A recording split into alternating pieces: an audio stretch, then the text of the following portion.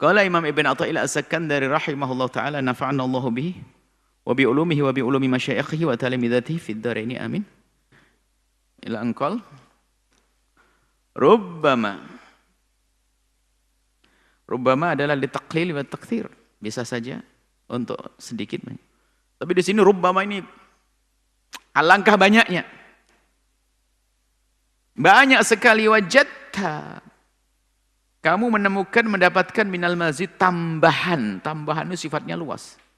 Tambahan pahala, tambahan tingkat ketakwaan, tambahan kemuliaan, tambahan. Ini urusannya dengan Allah sebabnya. Alangkah banyaknya nilai plusmu itu kamu dapat fil faqati, di saat kau diuji dengan kekurangan nyawa, ada keluarga yang meninggal, kekurangan harta, kekurangan kesehatan, kekurangan faqat. Ini masih ada lanjutan dengan hikmah yang sebelumnya. Imam Ibn Athaillah As-Sakandari melihat, mencermati betul bahwasanya banyak manusia itu di saat diuji itu malah tidak dijadikan sebagai sarana sadar untuk mendapatkan pahala gede, maka adanya mengeluh saja. Problem itu menjadi permasalahan sehingga tidak malah menjadi baik, sehingga menjadi problem lagi di atas problem. Akhir-akhir ini kita selalu menyinggung permasalahan mental, psikologi dan sebagainya, karena dia tidak pandai menghibur. Menghibur itu kan dengan harapan, sehingga orang yang permasalahan psikologi itu adalah karena harapannya terputus. Harapan di esok harinya sudah nggak ada, sehingga kadang-kadang sampai ingin membunuh dirinya karena tidak punya harapan. Nah ini, sehingga di saat sakit seolah terpuruk, padahal kalau orang beriman kan Nabi memberikan kabar gembira, sakit akan menjadi pahala begini. Kalau dia kemudian mengasah imannya, di saat diuji oleh Allah dengan sakit tidak akan terpuruk. Sehingga penyakit fisik zahir itu bukan penyakit psikis. Akan tapi salah satu dari keduanya itu bisa menjadikan penyakit yang lainnya. Mungkin gejala psikis lebih dulu menjadikan penyakit fisiknya lagi, gara-gara psikis. Sehingga dia jarang makan dan sebagainya, akhirnya kena lambungnya. Atau sebaliknya dia punya penyakit fisik, cuman dia tidak segera, kemudian dia terpuruk, tidak menyadari karunia di balik itu semuanya, sehingga menjadi psikisnya kena, psikologinya kena. Jadi mungkin dua-duanya. Tapi dua-duanya penyakit ini. Duanya penyakit yang disebut faqah. Maka apakah orang yang kena penyakit fisik atau psikis, kalau dia menyadari itu penyakit, kemudian yahtasib minallahi ajra, mengharap dari Allah pahala, berusaha untuk cari obat, maka usahanya pun jadi pahala. Itulah yang disebut oleh Imam Ibn Athaillah As-Sakandari, ini akan menjadikan kamu mendapatkan mazid, tingkat pangkat tinggi. Maka kami beri motivasi yang punya gejala, punya masalah-masalah. Termasuk kena waswas. Waswas mula-mula ada waswas syaitan, ada waswas nafsi. Waswas nafsi adalah yaitu yang disebut dengan istilah waswas qahriyah, masalah waswas tentang sudah wudu kayak belum wudu ini kan. Nah itu sudah sebetulnya adalah yang kena adalah psikisnya juga. Dan itu berbahaya juga kalau dibiarkan. Tapi kalau dia berusaha untuk memeranginya, saya harus sembuh, pokoknya aku lawan, nggak boleh aku turuti. Terus dia berusaha, dia jihad, dapat pahala dia. Tapi kalau membiarkan saja akan berlarut. Makanya sama dengan penyakit yang lainnya, penyakit fisik juga. Kalau dia membiarkan penyakit fisik begitu saja, sementara dia bisa berobat bunuh diri dia. Haram, tidak boleh. Bisa berobat, nggak mau berobat. Usaha itu wajib. Tawakal itu adalah setelah usaha. Harus begitu. Usaha dulu baru tawakal. Usaha baru tawakal. Ya, seperti itu. Kemudian usaha, tawakal, serahkan. Termasuk kan penyakit was-was, yang psikologi yang terganggu. Yang lainnya pokoknya semuanya sadari penyakit fisik itu sakit. Psikis, psikologinya itu terkena sakit juga. Sakit itu namanya faqah, hilang harta, hilang, kurangnya kesehatan, kurangnya harta, kurangnya nyawa, itu namanya faqat. Maka hendaknya kita sadar faqat ini, alangkah banyaknya seseorang dengan faqat, kekurangan ini, maka justru dia akan melambung dalam pangkat tinggi. Ma la tajiduhu, yang tidak engkau temukan fis shaumi was sholati, yang tidak bisa dibanding, tidak bisa dikalahkan oleh puasamu dan sholatmu. Enggak kamu ketemukan di dalam sholatmu dan puasamu. Mohon maaf, kami harus sering menghadirkan kesadaran akan adanya penyakit selain penyakit fisik ini, sebab sebagian orang membiarkan begitu saja sehingga dia tambah jauh, tambah semakin parah penyakitnya, dan itu membahayakan juga, sehingga bisa menjadi sebab khalal atau rusak akalnya yang menjadi kegilaan dan sebagainya. Bertahap itu semuanya. Nah ini sih, kalau orang berpuasa, lihat, berpuasa ibadah yang luar biasa. Hebat, bukan berarti ini beliau Imam Ibn Athaillah merendahkan, tidak, memberikan kabar gembira kepada siapapun yang diuji dengan faqat tadi, kekurangan-kekurangan sakit segala macam tadi, bahwasanya kita bisa berikhtisab, mengharap kepada Allah di balik itu semua dengan pahala yang besar yang tidak bisa didapat dengan puasa dan sholat sekalipun. Bahkan bukankah dikabarkan oleh Allah kalau orang bersabar buat pahalanya adalah terserah minta apa, bukan pakai hitungan 1, 700, 1000, tidak, hitungan terserah kau minta apa.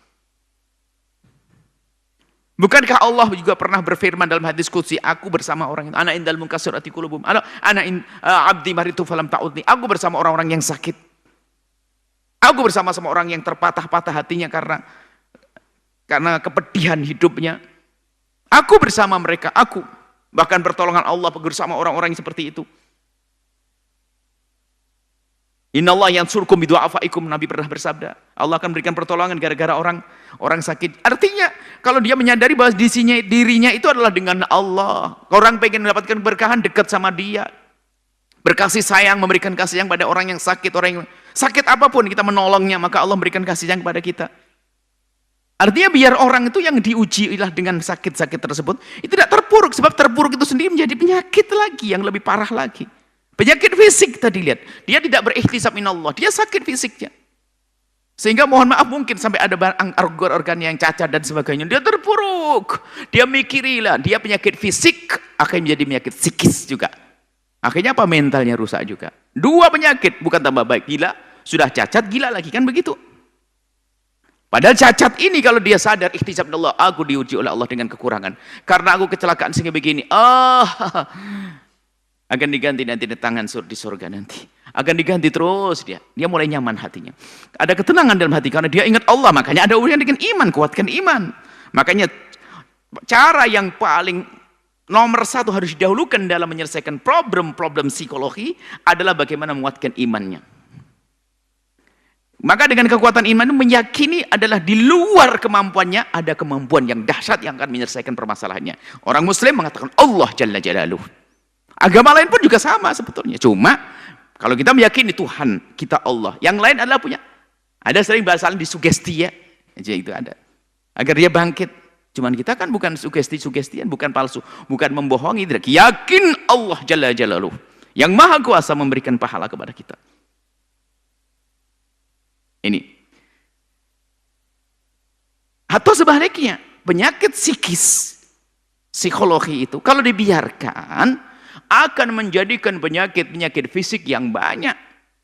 Karena kalau psikologi itu adalah efeknya di antara tandanya dimulai daripada tidurnya tidak teratur, atau susah tidur, atau kemudian susah makan, dan seterusnya. Apa efeknya setelah itu? Fisiknya. Bisa saja penyakit macam-macam, nanti lambungnya kena. Kalau sudah lambung kena, semuanya kemana-mana. Ayo. Ini harus dipahami, sengaja kami akhir-akhir ini karena terlambat banyak orang kena masalah-masalah semacam ini, kita perlu hubung-hubung kita. Memang begitulah pendidikan yang diajarkan oleh Rasulullah, itu membenahi juga mental itu agar punya ketenangan hati kita, pikiran kita. Nah, di dalam urusan sholat, orang bisa melakukan sholat, pahala dan sebagainya, tapi ketahuilah bahwasanya kalau dengan faqahnya tersebut seorang ihtisab mengharap pahala dari Allah, maka itu mengalahkan daripada sholat. Tidak bisa dikejar dengan sholat. Bahkan sholat dan puasa itu kalau dilakukan oleh seseorang bisa saja sholat itu beruntuh sesaat dengan riaknya, dengan ujubnya. Berakhir, mana ada orang ujub dengan penyakit? Mana ada orang riak dengan penyakit? Ada. Ada orang riak dengan kefakiran? Nggak ada orang riak dengan kefakiran, petentang-petenteng dengan kefakiran.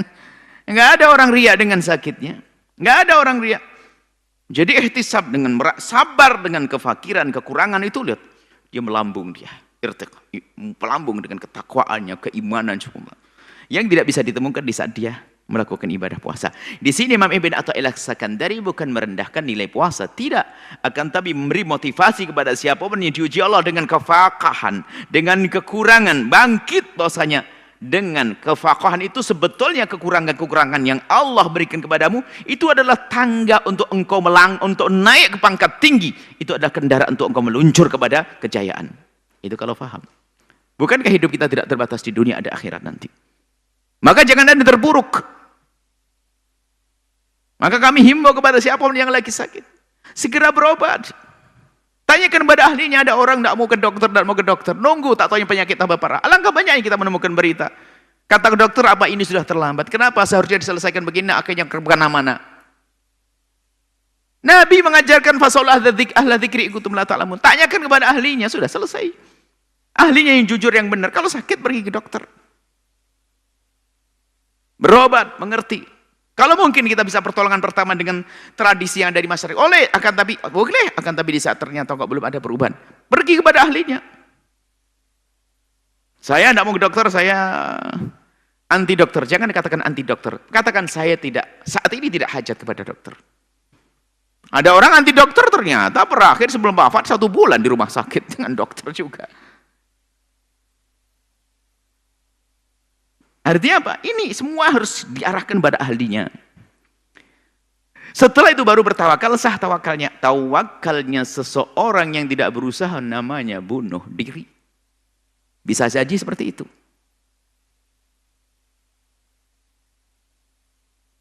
Saya tawakal nih pokoknya. Nyawaku di tangan Allah. Jalan di tengah jalan raya, lagi mobil gede-gede. Bunuh diri dia, tawakal, ngaco. Alasannya tawakalnya termasuk masa pandemi dan sebagainya. Kalau sudah kata ahlinya, kamu harus jaga semuanya, jaga jarak, jangan salaman. Sudah nggak usah baper deh, gara-gara nggak salaman sakit hati. Dan ini semua menjaga semuanya. Nggak salaman tangan kita tapi hati bersalaman, itu yang penting. Salaman tangan berpelukan tapi hatinya bermusuhan, apa? Ini dalam saat tertentu, terbatas. Setelah itu selesai pandemi, kita lakukan kebiasaan yang lainnya. Itu termasuk juga dalam irama. Memahami bahasa ini faqih. Corona ini juga faqih. Kalau kita benar menanggapi ini semuanya, pasrah kepada Allah, betul ya, berusaha iya, sabar iya, ini adalah akan mengangkat derajat kita yang tidak bisa kita dapatkan dengan sholat yang selama ini kita lakukan. Karena bisa melampaui ini semuanya. Baik. Nah ini, kalau berpuasa, istimewa luar biasa. Akan tapi bisa saja rusak dengan keriaan kita dan sebagainya. Tapi dengan faqih ini aman. Cuman syaratnya sabar. Kalau tidak sabar, nggak mendapatkan apa-apa. Jadi siapapun dari kita itu akan mengalami alhamdulillah. Satu sisi alhamdulillah, mana alhamdulillah gimana sih? Alhamdulillah dengan musibah nggak boleh. Setiap dari kita alhamdulillah Allah beri sesuatu untuk naik pangkat. Cuman bedanya antara orang dengan orang yang lainnya adalah antara yang sadar dan yang tidak sadar. Kalau Allah memberikan kekayaan kepadamu, hai ahli iman, dengar. Jika Allah memberikan kekayaan kepadamu, sesungguhnya Allah telah memanggilmu. Hei hambaku, aku beri kekayaan yang melimpah ini. Ayo segera menuju kepadaku. Allah. Menuju kepada Allah Jalla Jalaluh. Kita dimodali, diberi bekal. Kalau ternyata kita tidak menggunakan untuk menuju kepada Allah, Allah akan marah. Sederhananya adalah Anda mencintai seseorang, anak Anda, ponakan Anda, saudara Anda. Anda menghormati dia, Anda mencintai dia. Anda hidangkan makanan di rumah Anda yang enak, lalu Anda kirim mobil kepada dia. Anda kirim mobil kepadanya agar segera datang makan siang. Tak taunya mobil itu pakai keliling, muter-muter. Bukan memenuhi apa yang Anda inginkan. Anda akan marah kok. Karena menggunakan sesuatu tidak semestinya. Namanya tidak syukur. Makanya bersyukur atas karunia Allah. Anda yang diberi kekayaan. Untuk apa Anda kumpulkan kekayaan? Setelah itu Anda gunakan untuk apa? Anda sadari ada pesan bahwasanya, hei hambaku, aku beri kekayaan kepadamu, segera meluncur kepadaku. Hei hambaku, kok aku beri pangkat. Hei yang punya pangkat, dengar nih. Itu pangkat itu Allah. Ini kiriman Allah untukmu. Dan ada pesannya, hei hambaku, engkau aku beri pangkat saat ini, maka ayo meluncur kepadaku dengan pangkatmu. Wah, kalau dia sadar, cepat sampai kepada Allah. Contoh saya, dia punya kekuasaan di wilayah tertentu, wilayahnya 1 kilometer. Dia akan bisa berbuat baik di 1 kilometer, 2 kilo. Apalagi misalnya kelas negara. Surganya tinggi banget. Seorang imam, seorang khalifah, seorang presiden misalnya. Kalau faham tentang pesan Allah, Masya akan menggunakan masa jabatannya adalah untuk Allah, dan berlambung dia. Lambung tinggi. Cuman permasalahannya kan di antara yang sadar dan tidak sadar. Ini yang diberi Allah karunia, pangkat, harta, dan lainnya. Tapi bagaimana yang lain? Oh, Allah Maha Kasih ada. Dengan apa? Faqah. Musibah yang Allah timpakan itulah sebetulnya adalah untuk kita naik pangkat. Untuk naik pangkat dengan musibah, tinggal tadi ihtisab. Mengharap kepada Allah pahala. Dengan penuh kesabaran. Tidak mengeluh, tidak memarah. Dengan apa yang Allah berlakukan kepadanya. Dengan sabar. Di samping itu, inilah cara untuk menata hati kita agar kita tidak tampak menjadi orang yang terpuruk. Sehingga kita nyaman. Sehingga ada orang, kita temukan orang itu adalah tidak punya apa-apa. Tapi seperti punya dunia dia, no problem hidupnya. Kalau kita mendengar di rumahnya adalah candaria dengan istrinya nggak ada habisnya, nggak habis bahan dia. Pergi ke sawah lihat, berkejar-kejaran suami istri pematang sawah lihat di bawah. Indah semuanya. Ada sebagian di bawah karunia Allah yang banyak, harta melimpah lihat. Duduk berduaan aja nggak pernah ngomong, 2 jam diem tok karena semuanya masing-masing main HP, nggak jelas nggak masih apa komunikasinya. Nah ini, jadi kadang faqih ini ada.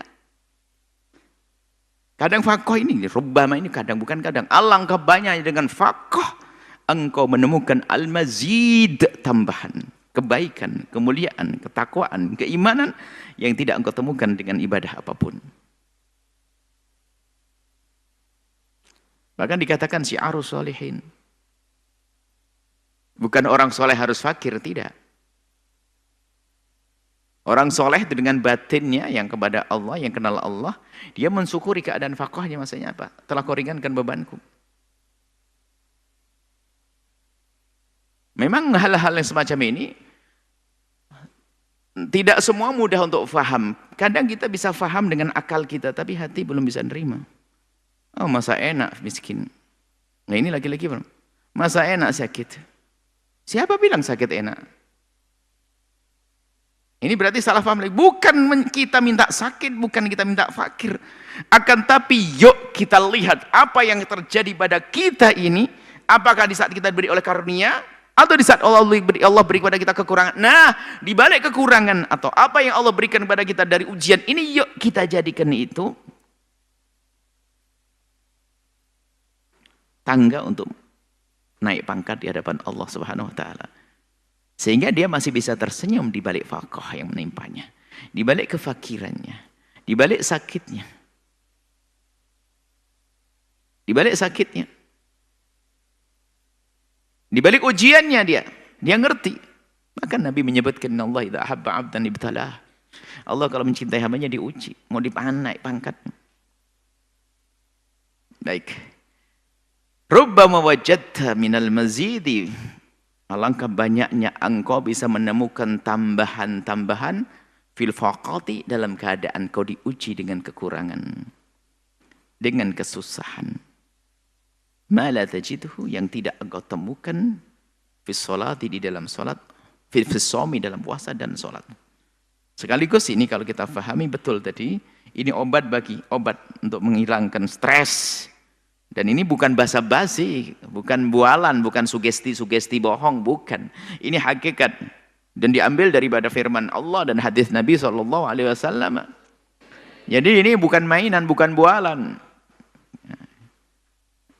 Kalau sugesti dalam dunia motivasi, kesehatan dan sebagainya, kan ada sugesti bohongan, kan ada. Kalau ini tidak hakikat, fahami dengan iman, yakin.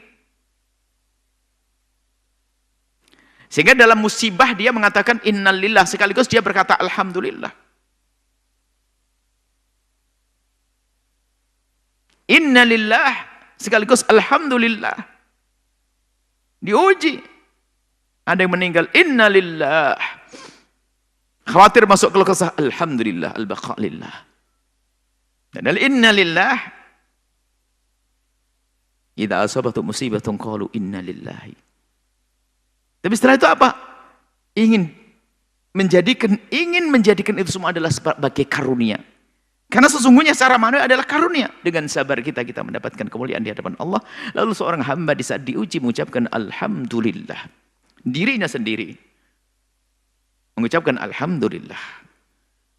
Mari kita semuanya cerdas dengan apa yang Allah berlakukan kepada kita. Di saat itu berupa karunia bergegas selalu mensyukuri. Karena itulah orang cerdas. La in syakartum la azidannakum wa la in kafartum inna adzabi lasyadid. Jika ternyata adalah faqat, fahami juga ini cerdas. Karena dengan faqat itu adalah juga tidak kalah, bahkan lebih luar biasa. Bisa saja dengan faqat ini kita naik pangkat setinggi-tingginya di hadapan Allah. Bukan kita harus mencari faqah. Akan tapi di saat kita diuji oleh Allah dengan faqah, pahami makna ini agar kita tidak merasa terpuruk. Yang terpuruk itu sendiri termasuk prasangka buruk kepada Allah dan membahayakan akhiratnya, membahayakan dunianya. Dia akan terpuruk, stres, hingga punya penyakit-penyakit yang lainnya setelah itu, depresi dan seterusnya. Karena tidak faham, tidak kenal Allah. Maka kenalilah Allah yang Maha Kasih. Dengan ujian pun ternyata di balik itu semua adalah karunia yang agung, kasih sayang Allah yang luar biasa yang Allah berikan kelak di akhirat. Tidak dihidup dalam keabadian nanti di surga.